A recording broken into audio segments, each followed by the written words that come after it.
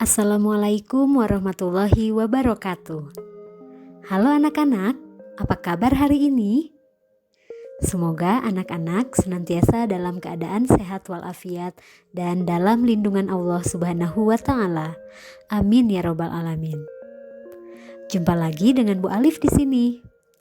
Hari ini Bu Alif akan menjelaskan mengenai pembelajaran 3, indahnya nama-nama Allah.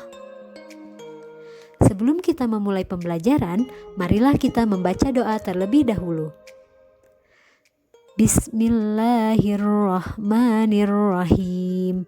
Rabbi zidni ilma warzuqni fahma. Artinya, ya Allah, tambahkanlah ilmuku dan tinggikanlah pemahamanku. Amin. Nah, anak-anak tahu nggak sih apakah itu Asmaul Husna?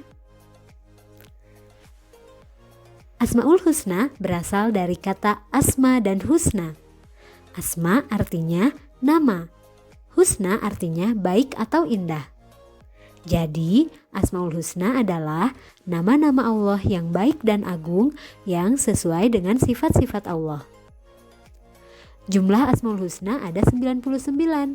Namun yang akan kita bahas kali ini hanya 4, yaitu mulai dari As-Somad, Al-Muqtadir, Al-Muqaddim, dan Al-Baqi. Kita bahas satu persatu ya. Yang pertama, As-Somad. As-Somad artinya adalah maha dibutuhkan. Maksudnya, Allah adalah satu-satunya penolong atau tempat kita meminta.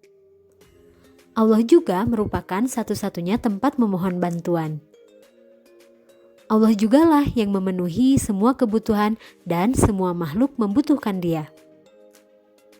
Hal ini terdapat di dalam Quran surat Al-Ikhlas ayat 1 dan 2.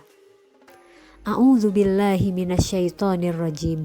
Bismillahirrahmanirrahim. Qul huwallahu ahad. Allahus samad. Artinya, katakanlah Muhammad, dialah Allah yang Maha Esa. Allah tempat meminta segala sesuatu.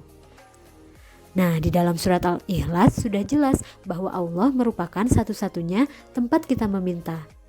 Ketika kita sedang kesulitan atau ketika kita sedang membutuhkan bantuan, maka hanya kepada Allah lah kita memohon pertolongan. Nah, sekarang bagaimana sih caranya untuk memaknai As-Somad dalam kehidupan sehari-hari? Anak-anak bisa membiasakan perilaku terpuji. Yang pertama, sebagai makhluk yang lemah, kita harus memohon pertolongan, kekuatan, dan petunjuk hanya kepada Allah. Ingat, hanya kepada Allah dan bukan kepada selain Allah.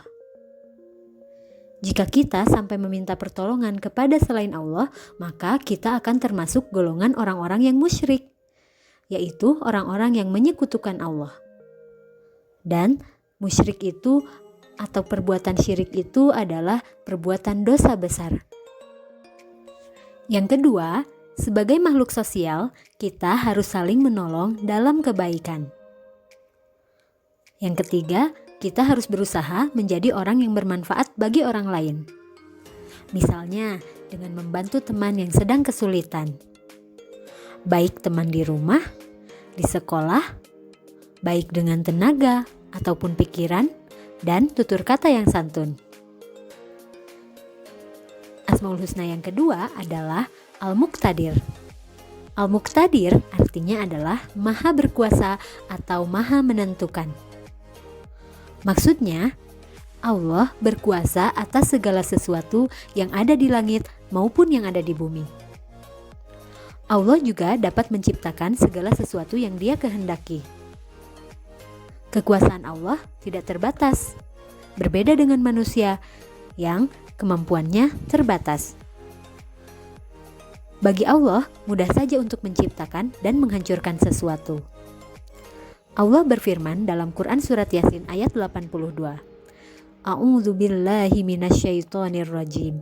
Bismillahirrahmanirrahim. Innama amruhu idza arada syai'a ayyakula lahu kun fayakun.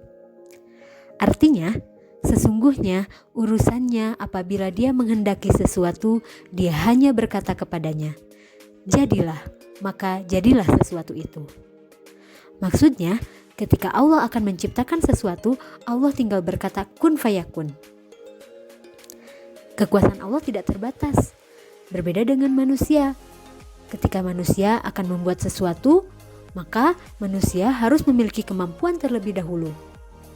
Dan kemampuan manusia itu ada batasnya. Nah, sekarang bagaimana sih caranya kita memaknai Al-Muqtadir dalam kehidupan sehari-hari? Yang pertama, kita harus memiliki jiwa kepemimpinan.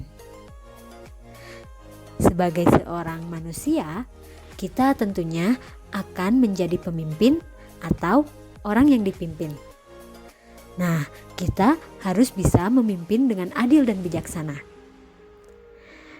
Yang kedua, kita harus melatih diri kita agar terbiasa berpikir kritis, bertindak cermat, dan tegas dalam mengambil keputusan. Jadi, jangan sembarangan dalam mengambil keputusan. Yang ketiga, jadilah orang yang percaya diri. Namun ingat, kita tidak boleh menjadi orang yang sombong. Boleh percaya diri, tapi jangan sombong. Nah, yang keempat, jadilah manusia yang berpotensi. Jadilah manusia yang unggul dalam berbagai bidang. Berarti kita harus selalu berusaha untuk mengembangkan kemampuan kita. Nah, sebagai pelajar, tugas anak-anak adalah belajar dengan sungguh-sungguh, dengan giat, agar anak-anak bisa menjadi orang yang berguna di kemudian hari. Asmaul Husna yang ketiga yaitu Al-Muqaddim. Al-Muqaddim artinya adalah maha mendahulukan. Maksudnya, Allah maha mendahulukan atas apa yang diciptakannya. Allah berhak mengutamakan siapa saja yang Dia kehendaki. Allah juga mendahulukan peringatan sebelum mendatangkan azab. Buktinya, Allah sudah memberitahukan kepada kita bahwa kelak di akhirat akan ada yang namanya surga dan neraka. Nah, hal tersebut merupakan peringatan dari Allah agar kita terhindar dari azab. Kemudian Allah tidak akan menunda sesuatu kecuali karena mengandung hikmah dan kebaikan. Maka ketika doa kita belum dikabulkan oleh Allah, pasti ada kebaikan di balik itu. Oleh karena itu, janganlah pernah berputus asa untuk meminta pertolongan Allah. Dalilnya di Quran surat Saba ayat 30. A'udzu billahi minasyaitonir rajim. Bismillahirrahmanirrahim. Kullakum mi'adu yaumil la tasta'khiruna anhu sa'atan wa la tastaqdimun. Artinya, katakanlah bagimu ada hari yang telah dijanjikan atau hari kiamat. Kamu tidak dapat meminta penundaan atau percepatan sesaat pun.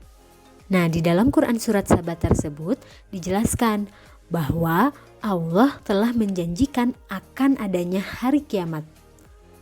Kita manusia tidak bisa meminta kepada Allah untuk ditunda hari kiamatnya ataupun dipercepat hari kiamatnya. Semuanya berdasarkan kehendak Allah Subhanahu wa Ta'ala. Kemudian, bagaimana cara kita memaknai Al-Muqaddim dalam kehidupan sehari-hari? Yang pertama, hendaklah kita lebih dahulu dalam berbuat kebaikan atau fastabiqul khairat, berlomba-lombalah dalam kebaikan. Yang kedua, mengerjakan sesuatu yang bermanfaat. Jangan sampai kita melakukan sesuatu yang banyak menimbulkan kemadorotan atau yang menimbulkan keburukan. Tapi kita harus bermanfaat bagi orang lain. Yang ketiga, tidak menunda-nunda pekerjaan. Contohnya seperti menunda-nunda sholat. Jangan sampai anak-anak menunda-nunda sholat ya. Sholatlah tepat pada waktunya. Begitu pula ketika diberikan tugas oleh ibu guru. Maka anak-anak harus segera mengerjakan. Jangan ditunda-tunda. Jika ditunda-tunda, maka pekerjaan akan menumpuk dan akan terasa banyak. Yang keempat, mendahulukan kepentingan umum daripada kepentingan diri sendiri. Asmaul Husna yang terakhir adalah Al-Baqi. Al-Baqi artinya maha kekal. Allah maha kekal, hanya Allah yang tetap hidup kekal dan abadi, tidak ada kesudahannya. Yang namanya makhluk atau ciptaan pasti akan mengalami kematian. Berbeda dengan Allah yang akan tetap kekal abadi selamanya. Semua makhluk itu bersifat fana atau rusak, tidak ada yang kekal. Hanya Kholiklah atau hanya penciptalah yang kekal dan abadi. Allah berfirman di dalam Quran surat Ar-Rahman ayat 26 sampai 27. A'udzu billahi minasyaitonir rajim. Bismillahirrahmanirrahim. Kullu man 'alaiha fan wa yabqa wajhu rabbika dzul jalali wal ikram. Artinya, semua yang ada di bumi itu akan binasa. Tetapi wajah Tuhanmu yang memiliki kebesaran dan kemuliaan tetap kekal. Di dalam Quran surat Ar-Rahman sudah tercantum bahwa Allah itu akan tetap kekal, tidak akan binasa. Berbeda dengan makhluk atau semua yang ada di bumi maupun di langit, yang namanya makhluk pasti akan binasa. Nah, sekarang bagaimana cara kita memaknai Al-Baqi dalam kehidupan sehari-hari? Yang pertama, kita senantiasa bertawakal kepada Allah. Sebagai manusia tentunya tadi kita harus memohon atau berdoa kepada Allah. Nah, setelah kita berdoa, maka dilanjutkan dengan berusaha atau ikhtiar.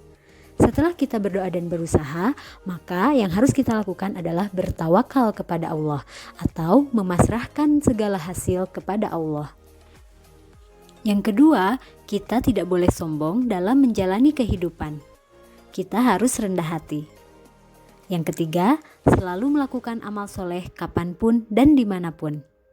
Hal tersebut sebagai bekal kita untuk menuju alam akhirat. Baik anak-anak, sekian pembelajaran hari ini. Semoga mudah dipahami ya. Tugas untuk minggu ini adalah anak-anak kerjakan bahan ajar PAI kegiatan siswa 3.1 dan 3.2 halaman 50 dan uji kompetensi halaman 51 dan 52. Bagi yang memiliki bahan ajar, boleh langsung diisi di sana ya. Bagi yang belum punya, silakan anak-anak menjawab di buku tulis PAI. Selamat mengerjakan. Terima kasih. Wassalamualaikum warahmatullahi wabarakatuh.